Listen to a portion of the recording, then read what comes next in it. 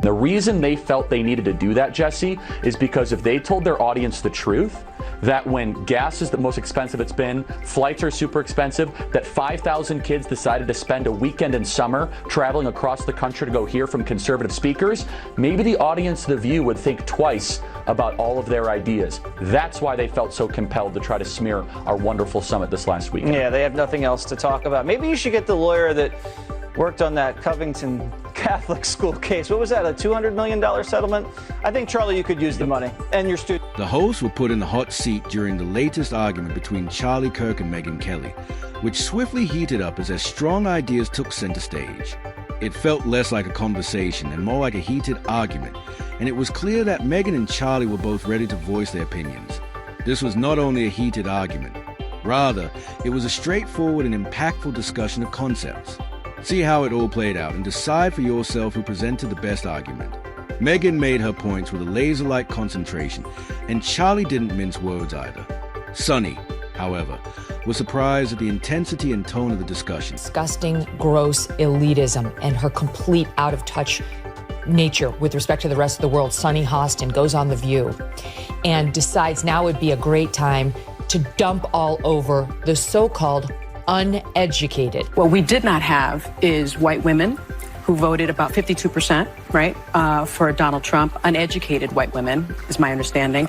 You have Latino men, actually, voting more for him. And you have, and black men was not the story. We're not the story here because they voted almost 80%. Horton often takes strong positions on issues she believes in and does it with confidence.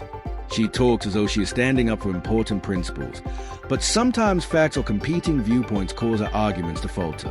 Her arguments, according to her detractors, usually lack the depth and intensity necessary for fruitful debates. Because you didn't go to college doesn't mean you're stupid, and it doesn't mean that you don't have wisdom. You can go to college and get a bunch of irrelevant facts about how men can allegedly give birth or whatever they teach. But I said this to our team. I said working people, the muscular class, including working women, they are so in favor of Trump and they don't want to be called stupid or But there was some disagreement to Sunny Host's claims. In the media, Charlie Kirk and Megyn Kelly made strong arguments from different points of view, and they didn't require a live debate to make an impression. They address her commentary's shortcomings with succinct and direct responses, while Sunny focused on well-known talking points. Much attention was drawn to the sharp contrast between Charlie and Megyn. Kirk's the founder and CEO of Turning Point USA and the author of the new book, The College Scam. So, Charlie, do you accept The View's apology? I mean, regardless of whether or not I accept it, the question is, do our students accept it? That's really what's at heart here. They went after our 5,000 students at our event there of high school and college kids. And look, I get attacked all the time. People say false things. I'm a public figure. But when you go after 16 and 17-year-olds that travel from across the country that then have to live for the rest of their life with a shadow over them because someone at ABC says that they might be linked. When examining Sunany's involvement in the media, it is clear that she regularly presents herself as a morally powerful individual who passionately and intensely conveys her beliefs. Her ideas, according to some critics, sometimes rely more on emotion than good reasoning, despite her remarkable delivery. Despite her eagerness to express her beliefs, a number of people have throughout time pointed out that her views are not always consistent, and her commentary usually focuses on demeaning conservatives. For us to get to the point of an apology, we had to threaten a lawsuit, Jesse. And by the way, we're still entertaining it. We're talking to some of the best lawyers out there that are experts in this. And as you know, these things can be very complicated. There's a lot of facts and circumstances around it. But we're not going to let this go because you should not be able to smear 5,000 high school and college kids and then just be able to walk. Horton's fury seems to vary according to the situation. When a problem aligns with her political views, she often gives it her whole attention. When it doesn't, she may ignore it quietly. Because of this narrow focus, some have questioned if her thinking is driven more by politics than by moral principles. Known for his direct approach, Charlie Kirk disproved Sunny's claims with timelines, facts, and specific examples as opposed to arguing angrily or making personal jabs. Kirk focused on pointing out the inconsistencies in Sunny's reasoning so that his position was clear, while Sunny attacked conservatives in general. Sunny's passion may sometimes be less about sticking up for what is right and more about maintaining a particular image. She's specifically there referring to the women, but of course it's the non-college educated men as well who voted for Donald Trump. And the nerve of this woman to whom the country has given so much to try to dump on people who didn't go to college. Look at you. Look at your achievements. How do you like the so-called uneducated now? Charlie Kirk pointed out that Sunny Hostin has propensity to respond selectively to political extremism, criticizing it when it comes from the opposition while keeping quiet when it aligns with her own views. He pointed to voting records, past statements, and recurrent patterns that raise questions about whether her strong beliefs are based on principle or are just part of a broader cultural warfare strategy. Megyn Kelly calmly entered the room and backed up her claims with concrete facts.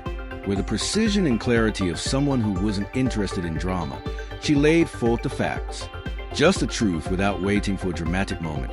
Kirk took a direct and clear stand, pointing out inconsistencies in Holin's discussion of extremism.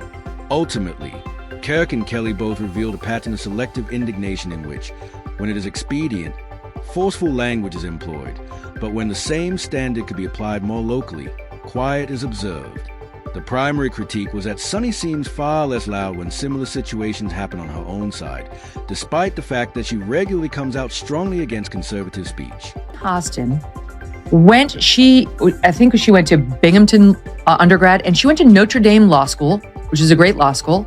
Her son right now is at Harvard. That son she wants us to think is sitting there oppressed, who she's got to fight on behalf of because America is so awful to him. They're educating him right now at Harvard University.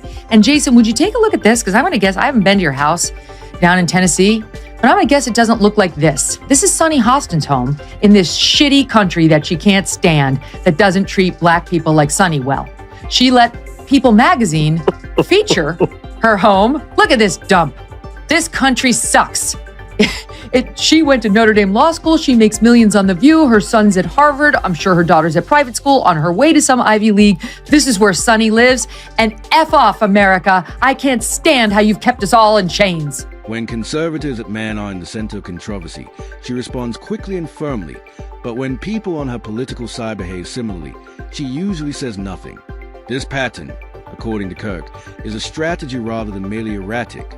It appears that Sunny's rage is more consistent with political rhetoric than with morals. He pointed out that her answers usually follow what is likely to resonate with her audience rather than being based on a consistent standard of fairness. His criticism was less about theatrics and more about drawing attention to a larger issue. According to Kirk, remarks can occasionally be influenced more by audience appeal than by the fact that Sunny's passionate support for justice may not always be the result of sincere beliefs, but rather the message meant to have the biggest potential impression. Liberal came to speak at University of Kentucky, they'd give an open mic like I just did to a conservative and had a discussion like this. I certainly hope they would. No, they wouldn't. Because speech is not a left-wing value. That is why they have to deploy shock troops called Antifa to go after everywhere I go. When I go to University of California, Davis next week, there has to be 120 police officers because of the threats, the violent threats of liberals that want me dead, that want to disrupt our events. There are no right-wing hecklers that come to events like this. I think it's rather clear there's one side that is trying to do everything they can to shut one side up, and one side that's trying to open up the marketplace of ideas. And I think that's rather selfish. Sunny Hostin over at The View had some choice words for Brittany Mahomes, who's married to the other Mahomes guy who plays for the Chiefs. She had the temerity to like a Trump post online, and she's been taking shit for it ever since. She wound up posting this defensive tweet saying, God, people are like, you got to settle down. Like, go be a better person and don't jump all over people for just random stuff. And here's Sunny Hostin weighing in on it. Since she is in an interracial marriage, she should have known that to support a racist is problematic.